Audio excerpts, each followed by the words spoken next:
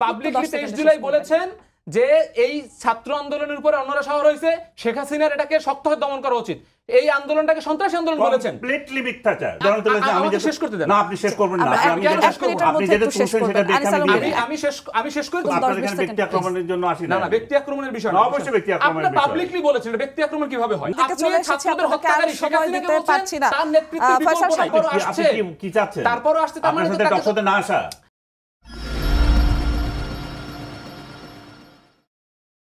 আমরা 5 আগস্ট যে অভ্যুত্থান করলাম, একটা পতিত সরকারকে আমরা বিদায় দিলাম।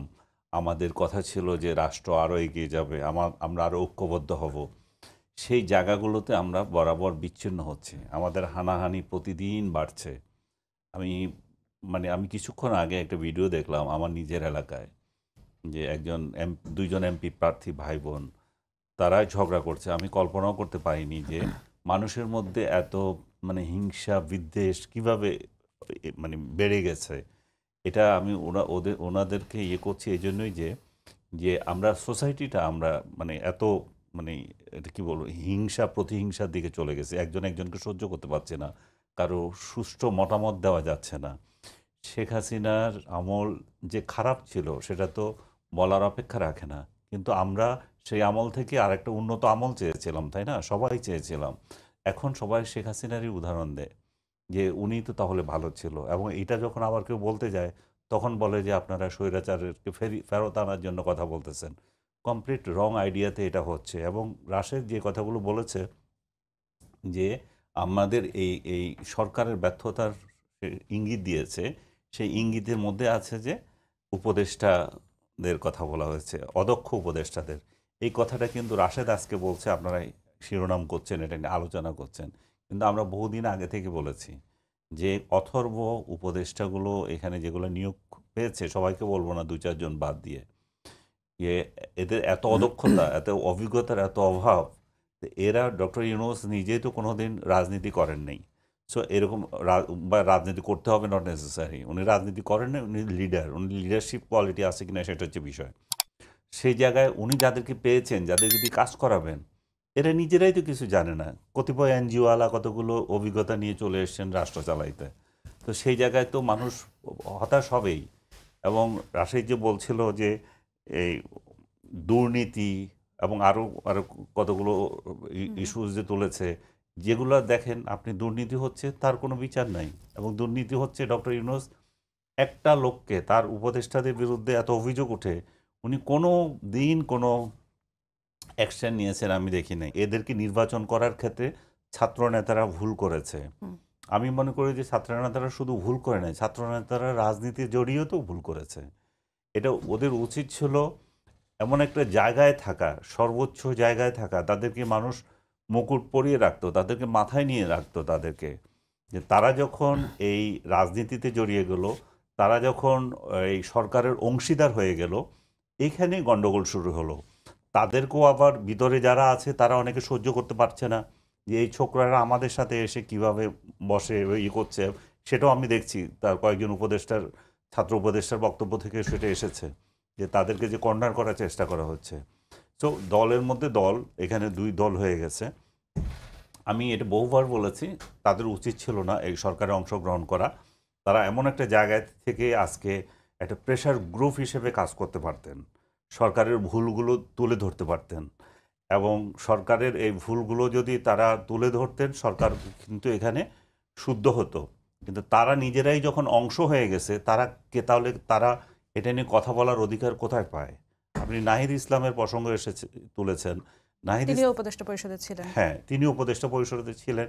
তিনি তো ভালো করে উপলব্ধি করেছেন যে কিভাবে এখানে কি পরিস্থিতিতে তাকে পার করতে হয়েছে।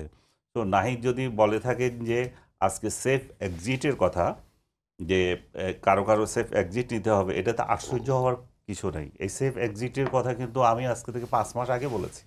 কেন বলেছি? যখন ডক্টর ইউনূস গেলেন, এই ফেব্রুয়ারিতে যখন গেলেন, আমি বললাম যে বিএনপির সাথে সমঝোতা হচ্ছে, এইটাই যে সেফ এক্সিট উনি এবং ওনার পরিষদ কিভাবে পায় সেটা নিয়ে। এবং সেফ এক্সিট বাস্তবতায় এখন এই জন্যই বাস্তবতা যে, কারণ আমাদের এবং নাহিদ এবং সার্জিস তো আরো কড়া ভাষায় বলেছে। সার্জিস তো বলেছে যে মৃত্যু ছাড়া এদের আর কোনো ইয়ে নাই। তা আমি একটা প্রশ্ন করতে চাই ছোট করে, আপনি তাহলে উত্তরটা হয়তো আরো কনক্রিট হবে। সেটা হচ্ছে যে বিএনপি জামাত এদের সাথে অ্যালাইন উপদেষ্টাও তো বর্তমানে আছে, একেবারে প্রত্যক্ষ নাম ধরে বলা যাবে যে কারা কারা আছে। আলোচনা হয়তো লম্বা হবে, আমি প্রশ্নের মধ্যে আলোচনা করছি না।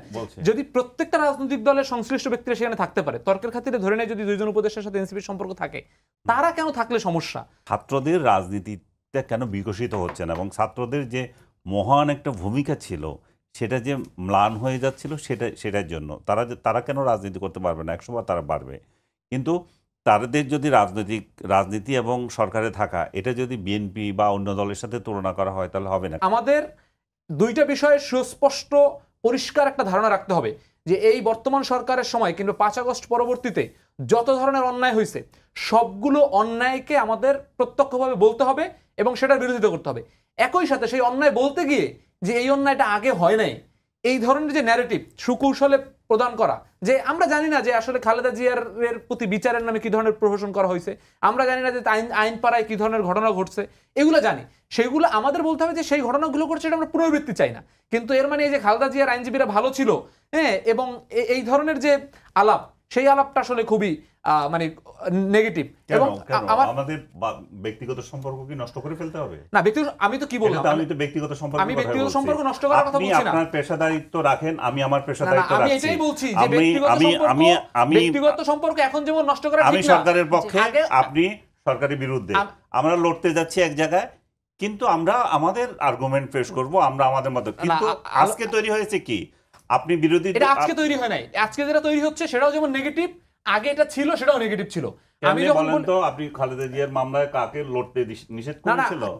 পুরো আইনপাড়ায় নিষেধ করেছিল। পুরো আইনপাড়াতে আমরা দেখেছি যে যারা বিএনপির লোকজন গেলে, এই যে এমন কোন আমি বলছি একবার স্পষ্ট উদাহরণ সহ বলছি, বিএনপি বড় বড় উকিল ছিল খোকন ভাই, আদার্স, তাদের কে নির্যাতিত হয়েছে আদালতে?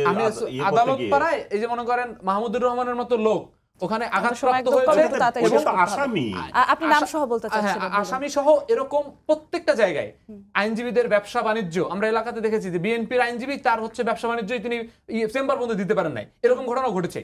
তার মানে যে এখন ঘটতে পারবে সেটা আমরা বলছি না, কিন্তু আগে ঘটেন নাই, এইটা সম্পূর্ণ একটা মিথ্যাচার। যেমন দেখেন এই সময় আপনারা তো পরিবর্তন চেয়েছিলেন, নতুন বন্দোবস্তের কথা আপনার সাথে একমত যে আমরা পরিবর্তন চেয়েছি, সেটা হয় নাই, সেটা হয় নাই, সেটার জন্য আমরা সমালোচনা করব, কিন্তু আগে ভালো হইছে, এইটা তো মিথ্যাচার। ভালো হওয়ার কথাটা না, কিন্তু পরিবর্তন তো সবথেকে বেশি আমরা চেয়েছি।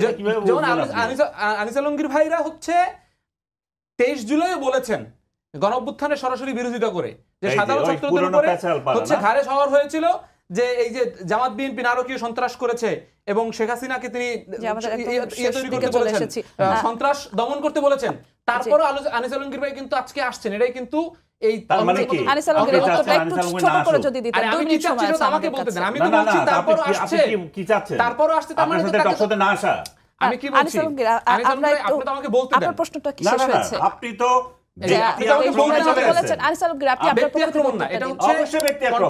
আপনি ফেসবুকে কি স্ট্যাটাস দিয়েছি, আমি ফেসবুকে সেই স্ট্যাটাস কোন প্রেক্ষিতে দিয়েছি আপনি জানেন? না, কোন প্রেক্ষিতে দিয়েছেন সেদিন রাজধানীতে।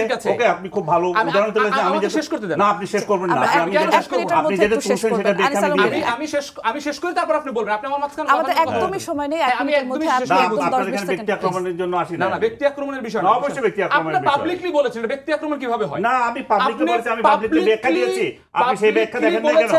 আমরা একদম 23 জুলাই বলেছেন যে পাবলিকলি 23 জুলাই বলেছেন যে এই ছাত্র আন্দোলনের উপরে অন্যরা শহর হয়েছে, শেখ হাসিনার এটাকে শক্তভাবে দমন করা উচিত, এই আন্দোলনটাকে সন্ত্রাসী আন্দোলন বলেছেন। কমপ্লিটলি মিথ্যাচার। আপনি এটা তো আছে, এত মিথ্যা কিভাবে বলেন?